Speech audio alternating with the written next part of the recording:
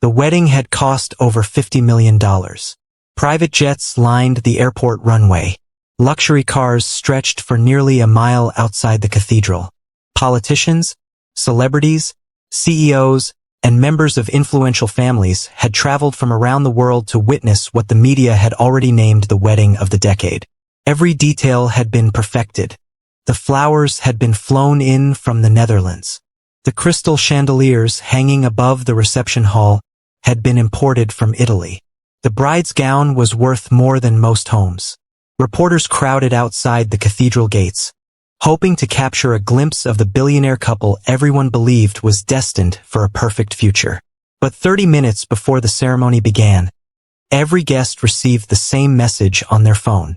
The wedding has been cancelled. First, nobody believed it. Guests checked their phones again, then again. Whispers spread across the cathedral like wildfire. Some believed the groom had discovered a betrayal. Others assumed the bride had changed her mind. A few suspected a scandal involving money or family politics. But none of them knew the truth. The real reason was hidden inside a sealed medical report that only 2 people had seen. And what was written on that report would force 2 people deeply in love to destroy the future they had spent years building. Before we continue, tell me where you're watching from today.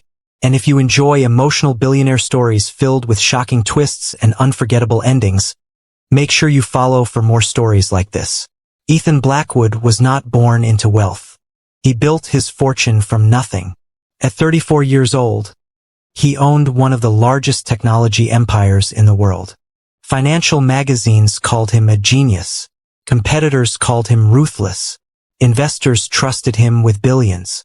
But the people closest to him knew another side. Behind the sharp suits and billion-dollar deals was a man who valued loyalty above everything else. And there was only one woman who truly had his heart. Her name was Isabella Hart. Isabella came from a different world. She was the daughter of Richard Hart, a billionaire shipping magnate whose business empire stretched across continents. She had attended elite schools, traveled the world, and moved effortlessly among the wealthiest circles in society. Yet despite her privilege, she was known for her kindness. Unlike many people raised in luxury, Isabella treated everyone with respect. When she met Ethan at a charity gala 3 years earlier, neither of them expected their lives to change forever. Their first conversation lasted nearly 2 hours. Their first date lasted 6. Within months, everyone around them knew they were meant for each other. Their relationship survived business pressures, family expectations, long-distance travel, and relentless media attention. When Ethan proposed during a private dinner overlooking the Mediterranean Sea, Isabella said yes before he could even finish asking. The world celebrated with them. For the next year, preparations for the wedding became a global event. Everything was perfect, or so it seemed. 3 days before the wedding, Ethan received a call. The number belonged to a private medical laboratory. First, he almost ignored it. He was busy reviewing final wedding arrangements. But something about the doctor's voice immediately caught his attention. She sounded nervous. "Mr. Blackwood, I need to see you as soon as possible." Ethan frowned. "Is something wrong?" "I'm afraid this conversation should happen in person." The call ended. For the first time in months, an uncomfortable feeling settled in his chest. A few hours later, he arrived at the clinic. The doctor greeted him personally. She led him into a private office. Then she closed the door. The atmosphere felt unusually heavy. No smiles, no small talk, only silence. The doctor placed 2 reports on the table. Then she looked directly into his eyes. "Mr. Blackwood, there is a problem." Ethan felt his stomach tighten. The doctor explained that the church had requested final premarital medical screening before the wedding. Everything had been routine, until the genotype results arrived. The doctor carefully explained the findings. Then she explained the risks, the possibility of future children inheriting severe health complications, the lifelong medical challenges they could face, the emotional and physical suffering that might result. Ethan listened without speaking. The room felt colder with every passing second. When the doctor finished, He stared at the report in disbelief. For years he had solved impossible business problems. He had survived financial crises. He had overcome competitors who wanted to destroy him. But this was different. Money could not solve this. Influence could not solve this. Power could not solve this. For the first time in his adult life, Ethan felt completely helpless. That night he didn't sleep.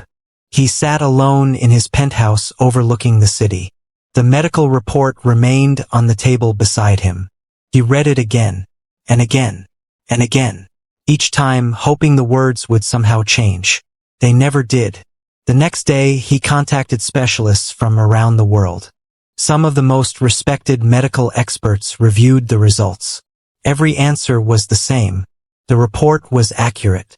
The risk was real. The wedding countdown suddenly became a countdown to heartbreak. For 2 days, Ethan carried the burden alone. He couldn't bring himself to tell Isabella. Every time he looked at her, he saw the future they had planned together. The family they dreamed of building. The life they imagined sharing. How could he be the person who destroyed all of that?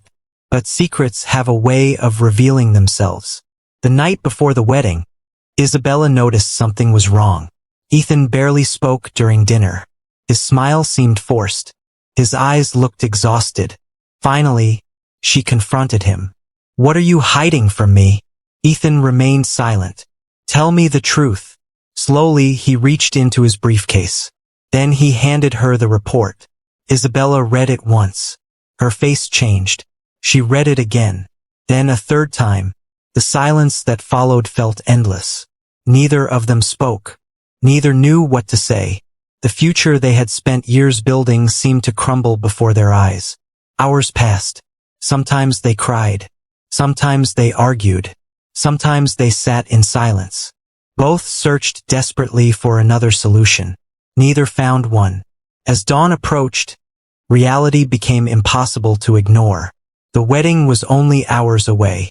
The hardest decision of their lives could no longer be postponed. That morning, both families gathered. The atmosphere was tense from the beginning. Some family members insisted the wedding should continue. Others argued that canceling it was the responsible choice. Millions of dollars had already been spent. International guests had already arrived. Business partnerships were connected to the marriage. Reputations were on the line. Pride was on the line. The arguments grew louder. Voices rose. Accusations followed. Yet beneath all the noise, one truth remained. The decision belonged to Ethan and Isabella alone. Nobody else would live with the consequences. Nobody else would carry the responsibility. By midday, the cathedral was filled. Guests occupied every seat. The orchestra prepared to begin. Outside, reporters waited eagerly. Inside a private room, Ethan and Isabella sat together one final time. The bride was already wearing her gown. The groom was already dressed for the ceremony. Everything was ready. Everything except their hearts. For several minutes, neither spoke. Then Ethan finally reached for her hand. Tears filled his eyes. "I love you." Isabella broke down crying. "I love you too." No anger. No blame. Only heartbreak. Because sometimes love is not enough to erase reality. And sometimes doing the right thing hurts more than doing the easy thing. 29 minutes before the ceremony, they made their decision. The announcement was released. The wedding was canceled. Shock swept through the cathedral. Guests stared at their phones. The orchestra stopped playing. Conversations froze. Nobody understood what had happened. Outside, news crews rushed to report the story. Within hours, the cancellation dominated headlines across the country. Rumors spread immediately. People invented stories. Some claimed Ethan had been unfaithful. Others claimed Isabella had abandoned him. Many assumed greed or family conflict was responsible. Neither Ethan nor Isabella responded. They endured the criticism in silence. For months, they watched strangers judge a decision they could never fully understand. Then something unexpected happened. Instead of disappearing from public life, Ethan and Isabella made a joint announcement. They appeared together at a press conference. The room was packed with reporters. Questions flew from every direction. Finally, Ethan stepped toward the microphone, and for the first time he revealed the truth. He explained the medical report, the risks, the difficult conversations, the impossible choice, the sacrifice. As he spoke, the room became silent. Many reporters lowered their heads. Several wiped tears from their eyes. By the end of the conference, the public finally understood. The couple had not canceled their wedding because they lacked love. They had canceled it because of love. A deeper kind of love. The kind willing to sacrifice personal happiness for the well-being of future generations. The public reaction changed overnight. The same people who had criticized them now admired them. The same headlines that mocked them now praised them. But Ethan and Isabella were not interested in praise. They wanted to create something meaningful.